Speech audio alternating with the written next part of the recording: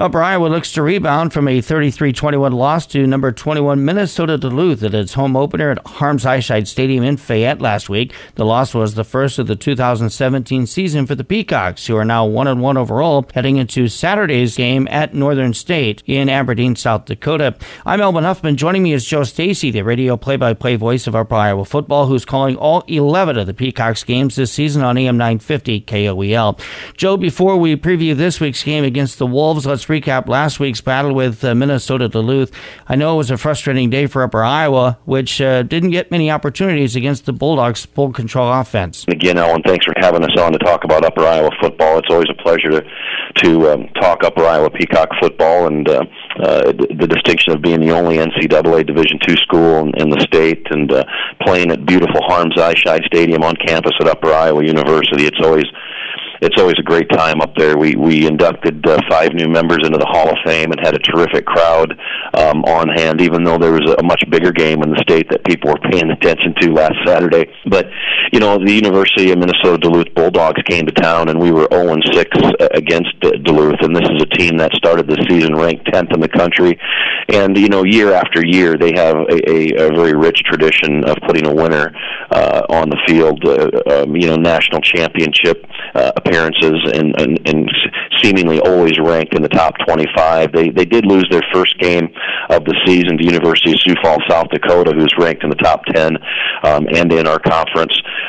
And they came to Fayette with a chip on their shoulders, there's no doubt about it, and we gave them a good battle. Going into the fourth quarter, we had the lead 21-17, and as you mentioned, they dominated the game. 20 minutes, the time of possession for Upper Iowa Peacocks, and it took 40 minutes for the University of Minnesota Duluth.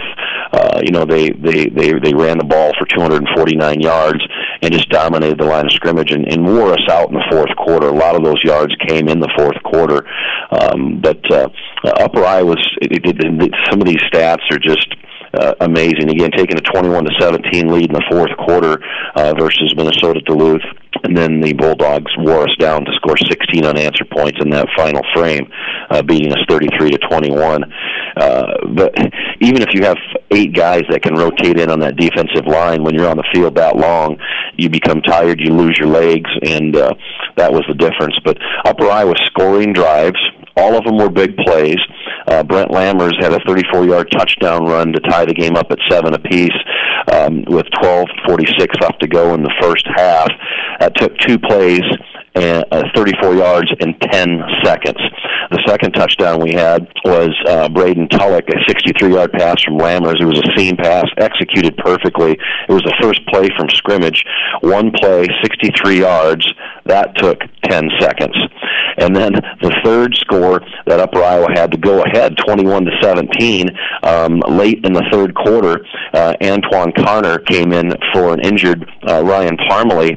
First play, he took it 55 yards for the touchdown in the PAT by Brady Boyschel, and we took the 21-17 lead. 1 minute and 9 seconds combined were our scoring drives.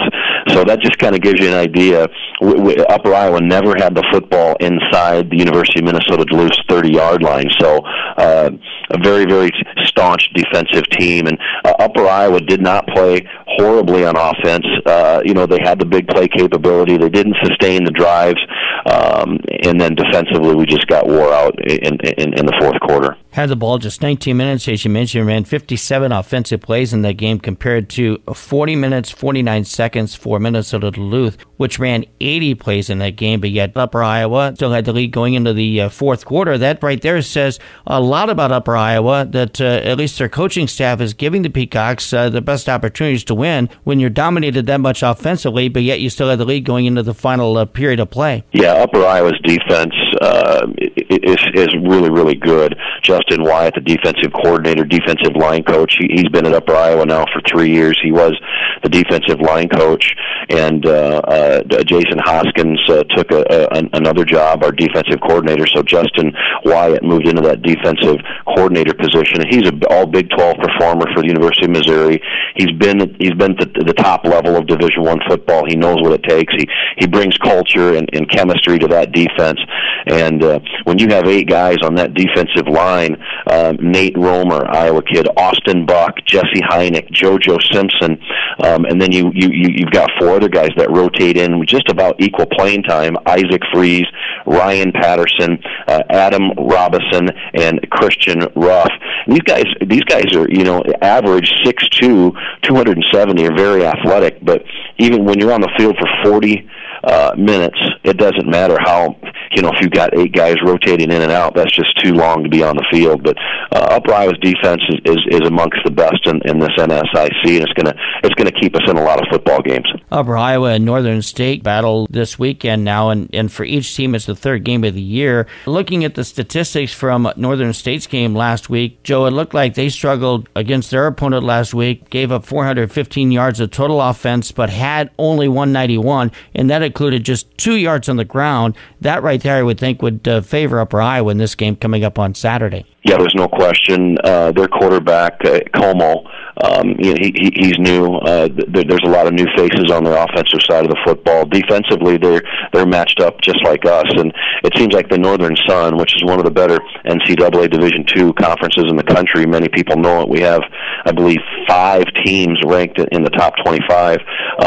This team defensively is going to come out and challenge us, but offensively on their side of the ball, when we're on defense, there's no question we're going to get after their quarterback, and we're going to stuff the run. And anytime you've got 8 defensive linemen that can rotate into the football game, that really frees up your linebackers to do what they do, and stopping any kind of a run, filling gaps, and then that really makes our secondary look better than what our secondary is. If we have a need for improvement or opportunities to get better, it is in our secondary. But we're going to force this new quarterback to throw the football. There's no question about it, and that's the only way that they're going to beat this Upper Iowa defense.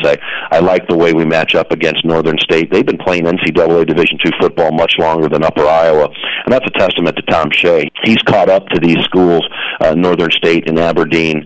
The Northern State, they bring a lot of fans to these games. As Tom Shea refers to it, as it's their NFL team up there in northern South Dakota. So there's always 5,000 to 7,000 people at these Division II football games, and that always helps out. For these kids go out and play in front of a big crowd. But I think Upper Iowa's defense is going to rule today. Should point out the Wolves are coming off a 37-7 loss against 9th-ranked Sioux Falls on the road. Only touchdown in that game come from Jake Como to Zach Culbreath on a 10-yard touchdown pass with 4:11 remaining in the 3rd quarter. Como, you mentioned their quarterback this year, threw for 189 yards last week and 1 touchdown, but he also had 3 interceptions, so there's something there that I'm sure Upper Iowa can key on. I don't think we're going to have to blitz a whole bunch against this squad. They're a little bit younger up front on the offensive line, and once we get this guy out of the pocket, and he's going to be looking to throw the football, and that's going to play well for our linebackers, who are just Keith Schrickerath is just having a tremendous season. Tate Thompson, Mitchell Seek, these guys just do a terrific job at the linebacker position. Keith Schrickerath had 15 tackles again last week, and he's just having a terrific senior season. But he threw 3 interceptions last week, and so I don't know what they're going to do. I didn't see the film against the University of Sioux Falls, South Dakota, but you have to give them some of the credit. University of Sioux Falls, South Dakota, they're ranked in the top 10, and I like their chances to make a run at a national championship. Northern State and Upper Iowa, this generally over the years has been a fairly even series, hasn't it? Yeah, I don't have Howard Thompson's game notes just yet. I believe we're 4-2 all time against these guys, and it's always close. It's one of those matchups where it doesn't matter where the program's at. It's always a close game, and anytime you go on the road, as you well know, Elwin, you've called football games for a long, long time. It's hard to win on the road. Everything's different. You sleep in an unfamiliar bed the night before the game, and you're a long ways away from home, and then you play in front of a big crowd that Northern State has. So they're going to be ready to play. I look for it to be a very competitive game. I think Upper Iowa wears them down and wins the turnover battle and comes away with their 2nd win of the season.